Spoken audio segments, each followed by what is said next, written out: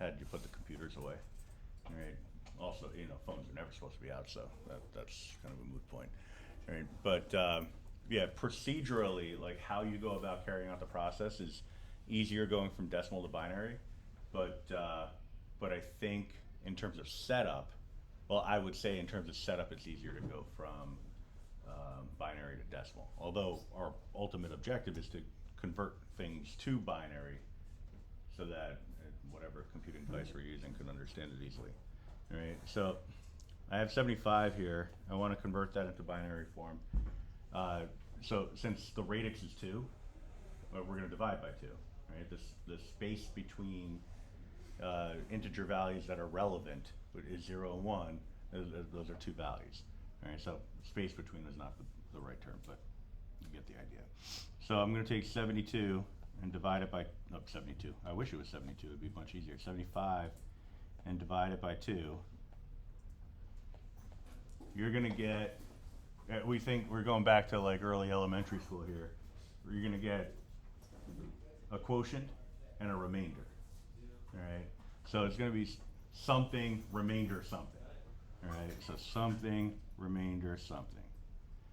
All right. Maybe that remainder is 0. If it's an even number, that'll be the case. Right. So if I take 75 and divide it by 2, I'm going to get 37 and a half.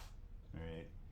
So that's not going to cut it because I need a remainder. So we would say 37 remainder 1. All right, 37 times 2 would give you 74, plus the 1 of the remainder would get you to a 75. All right. So we have our quotient and we have our remainder, so we're in the right neighborhood here. All right, so now I'm going to take that 37 and divide it by 2. Again, quotient, remainder. All right, so 37 is an odd number. And that's where you start kind of realizing shortcuts, but I'll get to that in a second. All right, so if I take 37 and divide it by 2, I'm going to get 18 and a half. So it's really going to be 18 remainder 1. All right, the 1/2 as in the remainder over the divisor. All right, so if I were to do this as a regular long division problem, like just going back to the first one, if I said 75 divided by 2, I'd put the 37 here. I'd have a remainder of 1, but then we would look at that and say, well, that's the 1 over the 2, so 37 and a half. Right, so this is just doing that same thing without making the fraction out of it. Right, so then I'm going to take the 18 divided by 2.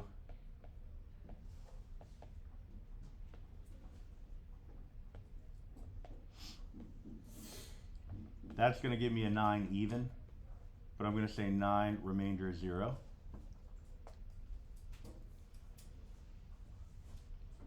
I'm going to take that 9 divided by 2.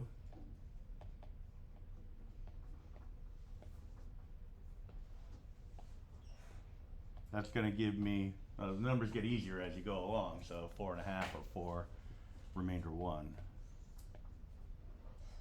Then I'm going to take that 4 divided by 2.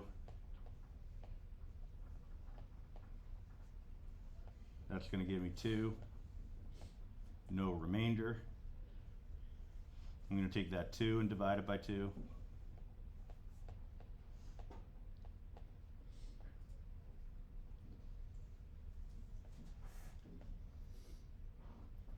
Alright, that's going to give me 1 remainder 0. And then I'm going to take that 1 divided by 2. That doesn't give me a whole number value.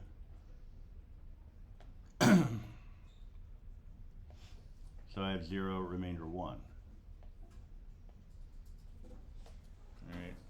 You want to take it right on down until the very last entry,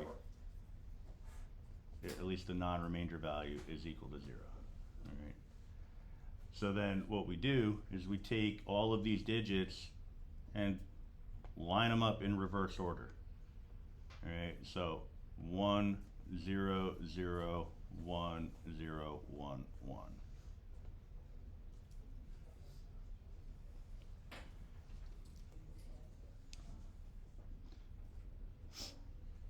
So, like I said, you get a shortcut out of this, but I don't know, for me always it involved my counting with my fingers. So I would just kind of keep in mind what it is that we're dealing with in terms of a remainder. If we're dividing an odd number, we're going to get a remainder. Right? If you're dividing an odd number by 2, you're going to get a remainder of 1. Right? That's how it plays out all the time. All right. The reason why we list the numbers in reverse, that'll become more clear once we do another example. All right. But specifically going from binary to decimal values. All right. But what I like to do is just using my fingers, start off with 75. All right. That's an odd number. All right. You still got to carry out the division, but since it's odd, I give it a thumbs up. All right. That's a 1. All right. Now you might run out of fingers using this technique, but just bear with me. So then that 37 also odd, so that gets a finger up. All right. The 18 is even, so that keeps a finger down, right? Because I won't have a remainder. So not putting a finger up for me is basically finger up is 1, finger down is 0. All right. So I'm on the 18. I got a remainder of 0. Then I'm at an odd number. All right. And then I'm at an even number, so this stays down. All right. You got to be kind of dexterous, but as I get older and the arthritis and carpal tunnel kicks in, it's a little harder. I got to stay up there, stop moving. And also you run into the issue of, like if you get a 0, 0, and then a 1, you're gonna make a gesture that maybe doesn't really fly too well in school.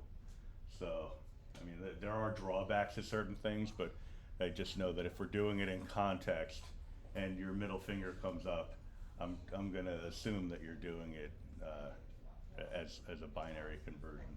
Right? But like I said, there's drawbacks to everything. Right? But that's the technique. Honestly, I don't know that I need 3 examples, but let me show you a case where we go the other way. This one's much easier on the setup. Just carrying out the process may be a little trickier. But since we're talking about powers of 2, and we don't even necessarily realize that we're dealing with powers of 2 just yet, but we'll see it in a second. Every positional value within a string of binary characters is going to be a position in the binary numerical system. Let me just take you back here for a second. I'm just going to use, for example, the number 142. Right? A decimal value is base 10.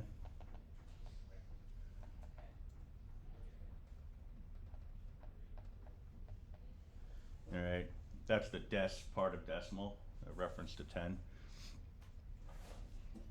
So we know that this is, in any number, the 1's place, the 10's place, and the 100's place. All right, you learned that long time ago. And if you're taking geometry, you learned it again 2 weeks ago? I only know that because I saw it written on the board here in Miss Rotman's class. So she had it up there. I guess she was doing a refresher on place values. But anyway, more importantly, that 1, even the number 1, but the 1's place can be thought of as the 10 to the 0th place. Right? 10 to the 0th is equal to 1. Right? That's the 1's part of 1 place. Now, if I multiply that by the actual number that occupies its position, then I get the numerical value that I'm looking for. So just kind of off on the side here, I would say that this is 2 times 10 to the 0th. All right. Try explaining that to a second grader. I'm sure there would be 1 or 2 that understand it, but most people would be like, can we just say 1's place? All right. The 10's place is the 10 to the 1st place. So I'm looking at 4 multiplied by 10 to the 1st. And then that 100's place is really 10 to the 2nd power. So you see we're increasing exponent as we go from right to left.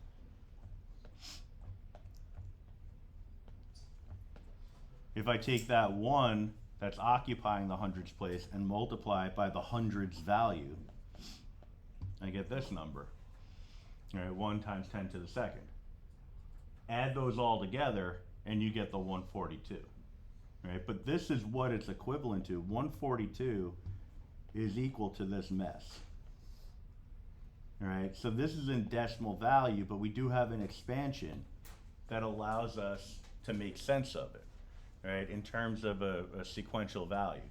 Well, when you learn about sequences and series and higher math, I mean, you should have touched on it in Algebra 1, but I know in my Algebra 1 class last year it was, right at the end, and we may have spent like half a day on it.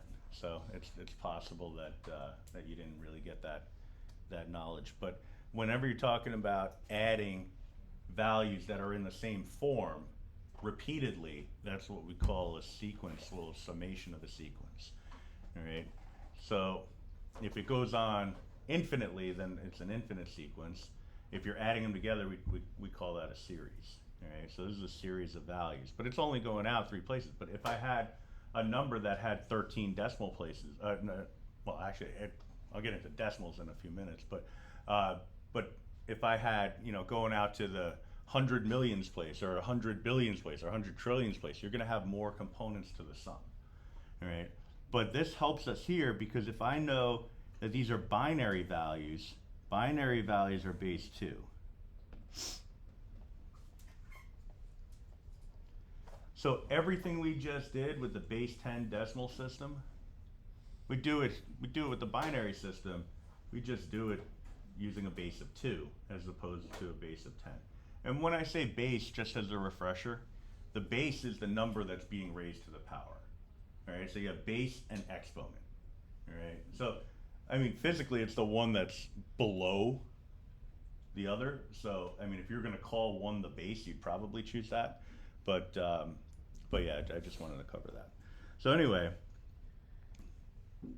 this would work in terms of exponents. This would be the 2 to the 0th place. That would be the 1's place. 2 to the 1st. 2 to the 2nd. Now we can't call it tens and hundreds, right? Because the idea behind the decimal system is that it's a base 10. That's why we call it the tens place, because it's in the tens because the base and power are 10 and 1, 10 to the first power. All right. So 2 to the first power, we could call that the 2's place. The next one would be the 4's place. The 8's place. The 16's place. And the 32's place. Yeah, so it's definitely a little kookier, but all we're really doing is we're taking the value that's occupying the position of the place, multiplying it by the base unit, and then adding the results together. All right, so I'll use my highlighter again, kind of cycle through. So that 2 to the 5th is getting multiplied by a 1. The 2 to the 4th is getting multiplied by a 0. Good thing about binary is that we got lots of, all 1s and 0s, so the computation shouldn't be overly complicated. All right, so just starting with that, I would say 1 times 2 to the 5th plus 0 times 2 to the 4th plus 1 times 2 to the 3rd plus 0 times 2 to the 2nd plus 1 times 2 to the 1st plus 0 times 2 to the 2nd. 0 times 2 to the 0, sorry. I don't know why I said second. And I said it so dramatically. Sorry. So 32 plus 0 plus 8 plus 0 plus 2 plus 0. All right.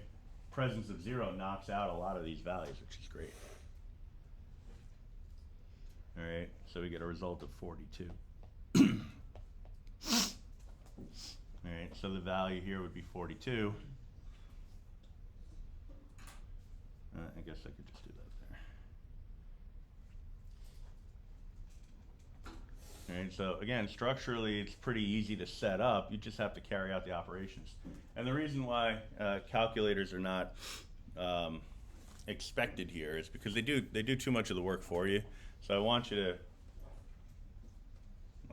try this without a calculator first, because the better you get with just simple computation, and of course the logic of things, the easier programming becomes for you. Right? Some of us inherently have minds that work that way, and some of us have to train our minds to work that way. And yeah, of course, some people are kind of like in the middle, or the mind wants to work that way, but it doesn't quite know how to do it. Right? So the idea here is, if you kind of look down the line of what we did in that first example and compare it to what we did here, you know how we wrote everything in the reverse order? If I divide 75 by 2, then 2 again, then 2 again, then 2 again, then 2 again, then 2 again, then 2 again, I've divided 75 by 2 7 times. All right. So what ends up happening there is that the very last entry would be equivalent to dividing by 2 to the 7th power. All right. So that's the reverse of the process here, where I multiplied by 2 to whatever power. Thanks, man. So I'm doing everything in my second example in the reverse order that I did everything in the first example, so it makes sense to flip-flop one of them. All right. I'll just do one more where we're going from, I'll do one more of each just because I want to make sure I drive the point home. I look at it, three examples is probably too much at this point, but I'm happy to do more if you need me to. So you start off with 142 and divide by 2. You're going to get something, remainder something. And really that something, that could be whatever. It's the remainder something that's important. All right. So, and that remainder something is going to be zeros or ones. All right. So this is an even number. I mean, we will need to know that result 71, but that means my remainder is equal to 0. So then 71 divided by 2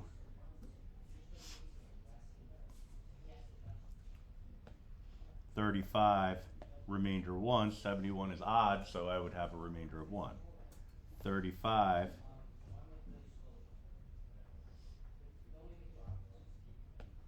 17, remainder 1.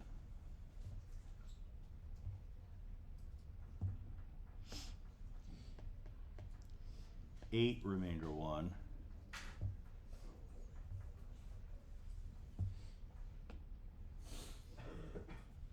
4, remainder 0, because 8 is even.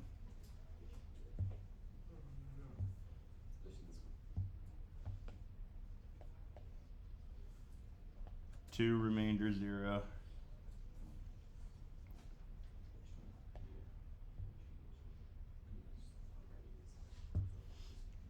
1, remainder 0.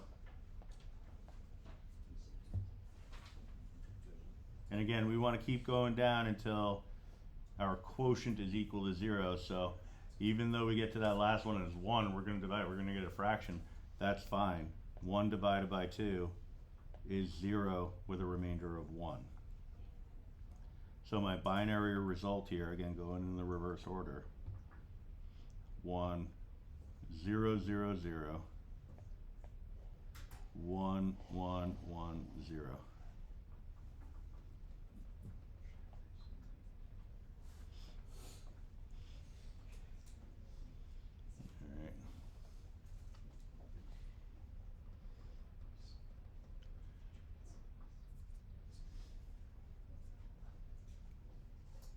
And so again, just one more in the other direction. I'm taking my 1, 1, 0, 0, 1, 1, 0, multiplying it by the appropriate base 2 value. All right, so we start off with a base, well, it's always base 2, but power of 0 is the very first entry. So right to left. So this is power of 0, power of 1, power of 2, 3, 4, 5, 6. So the highest one will be 2 to the 6th power. So 1 times 2 to the 6th plus 1 times 2 to the 5th plus 0 times 2 to the 4th, 0 times 2 to the 3rd, 1 times 2 to the 2nd, 1 times 2 to the 1st. In this case, you see how I'm skipping anything that involves a 0 as a coefficient. All right. So 64 plus 32 plus 4 plus 2. Just bear in mind, folks, you know, you could have something like 2 to the 12th power, and I'm telling you to do it without a calculator. You're like, that sounds crazy. What I like to do, and whenever I get confused, I absolutely do this, or if I'm just not feeling that great, maybe I'm tired. I know that the highest power of 2, let's say the highest power of 2 I know is 2 to the 5th, for example. Right? That gets me to 32. Anytime you're raising with a base of 2, you're just doubling. All right, so if I know power of 5 gives me 32, power of 6 would be double 32, 64, 128, 256, 512, 1024. So that gets me up to power of 10. The numbers don't get that big that quickly. All right, I mean, 1024 may seem large, but if you raise a number to the 10th power and it's only around 1,000, that's probably a slow rate of growth. All right. So then 2048, 4096, and so, you know, like that's more memory at this point, but 96, 100, 102.